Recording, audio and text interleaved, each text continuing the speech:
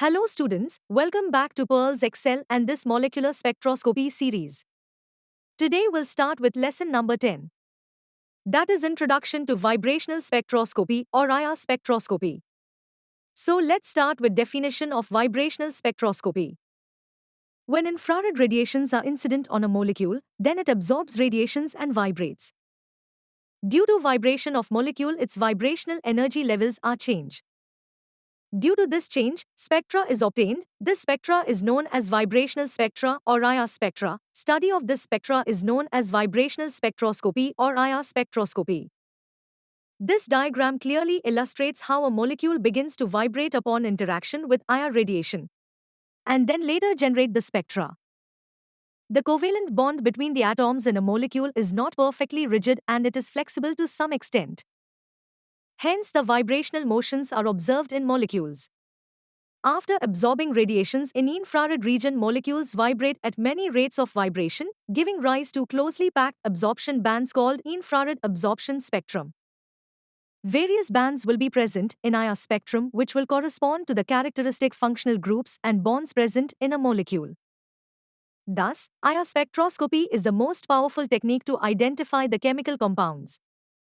IR spectrum is expressed by wave number symbol nu bar whose unit is meter inverse and it is the reciprocal of wavelength.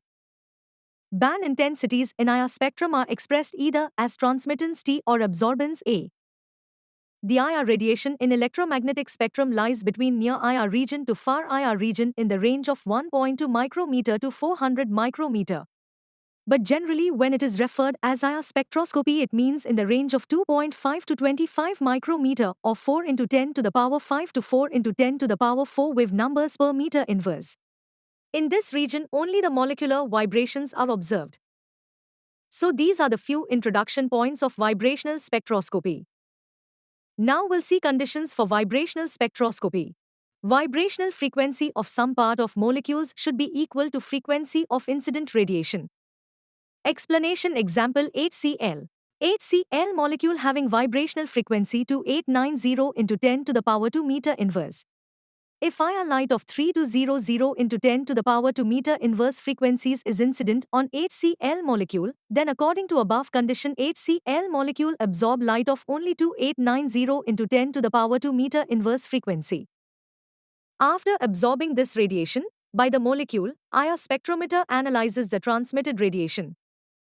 And radiation of 3200 into 10 to the power 2 meter inverse and 2500 into 10 to the power 2 meter inverse frequencies is not absorbed by HCl molecule. Next condition is that there should be change in dipole moment of molecule during absorption of IR light as well as vibration. Explanation when radiations incident on dipolar molecule example HCl then due to electric component of radiations or light the charge separation of dipolar molecule get change.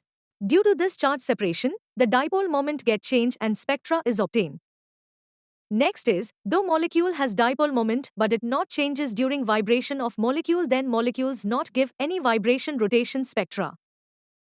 Homopolar molecules example H2, N2, O2 etc. not has any dipole moment so there is no any question regarding change in dipole moment.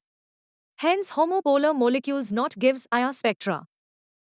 Heteropolar molecules example HCl, CO, NO, HBr etc. has dipole moment, then dipole moment may be changed during interaction of molecules with radiations and during vibration of molecules. Hence heteropolar molecules give IR spectra. So these are the few conditions you have to remember while you studied IR spectroscopy. I hope so, you understood these concepts. Thank you so much watching this video. See you soon in the next video, lesson number 11.